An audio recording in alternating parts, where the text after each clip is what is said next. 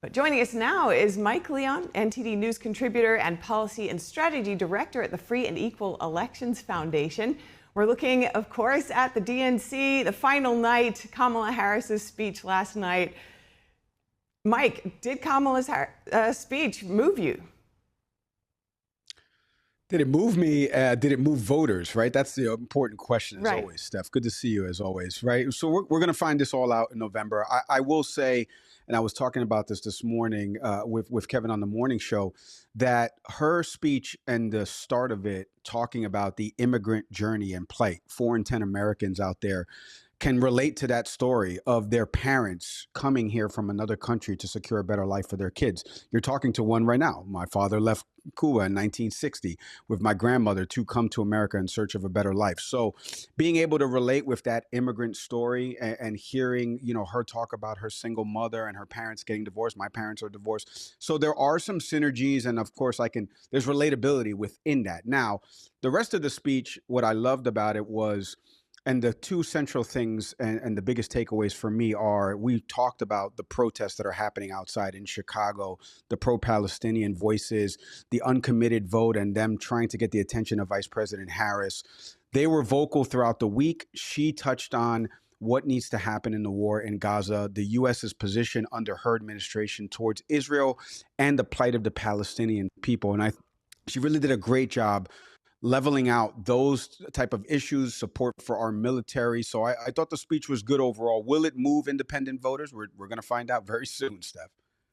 We certainly will, very soon. Now, do you think that this speech was more persuasive for undecided voters than a policy-heavy speech? Was there more policy needed, or was it just the right balance in your view?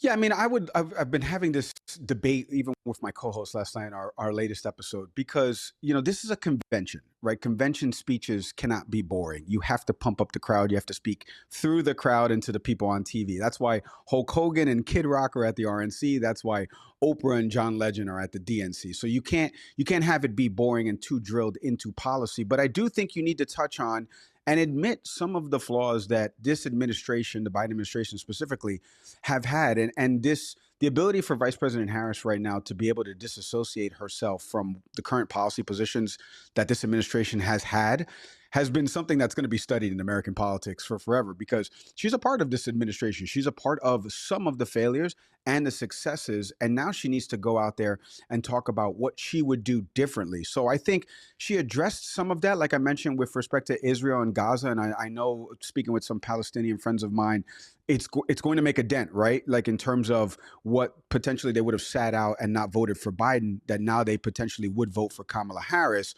But I think as she goes on the campaign trail, she's really going to have to drill into the economic policy. I'm hearing that from voters here in Miami. They want to learn more about her economic policies, more about this child tax credit, more about the $25,000 for first-time home buyers. What are you going to do about the price of rent and the cost of living and stuff like that? So she needs to drill into more of that on these campaign stops for sure. And certainly for undecided voters, they will be comparing the policies more intensely, I assume. Harris did speak about various other policies. You've mentioned the pro-Palestine aspect, but she also said that she would prioritize building up the military and securing the border. How can voters weigh these two aspects as well with her track record? Yeah, I mean, that's a great question because of the way you ended it there, the track record, right? Like if we just going back on what current President Biden assigned to her in terms of tackling the crisis at the border, well, then we would have to give her an incomplete grade, because unfortunately, states can only do so much. And then there's legislative measures that are taken at the federal level. And so we've seen blockage of, you and I have talked about this stuff, of the passage of what would have been that bill that was co-sponsored by a conservative Republican and a Democrat and an independent in Kyrsten Sinema of a border state in Arizona, that could have potentially alleviated some of those things. And by the way, she could have championed some of that stuff on the campaign trail. So the positions of like I mentioned before, having a running mate that served in the military and then championing, like she said in the speech last night, the strength of our military, right, and always being behind our troops, I think is going to for sure carry weight with some voters. But how do voters juxtapose the two positions right now? You can only go based off what we're seeing right now, and that this crisis has not been solved truly by anybody in over 30 plus years. And so what would the Harris Waltz ticket look like, and what would they talk about in terms of immigration, in terms of, alleviating some of the concerns of voters and dealing with the backlog of asylum cases and all of the other issues that are largely administrative that are happening at the US southern border? She needs to outline that clearly. It didn't come from last night's speech because, like I said before, it's a convention speech, but she's got to communicate that effectively. And it's incumbent upon you and me, Steph, and other journalists out there to make sure that we're holding feet to fire. And we do hope to hear more. As you've said, the media is watching to find out what she's going to say next. Donald Trump, responding to Kamala Harris's speech last night, pointed out that she didn't touch on China, fracking, or crime. I know you've said this point about she really needs to move people, but could that lack of information right now impact swing voters? What kind of detail do you think they should be watching out for?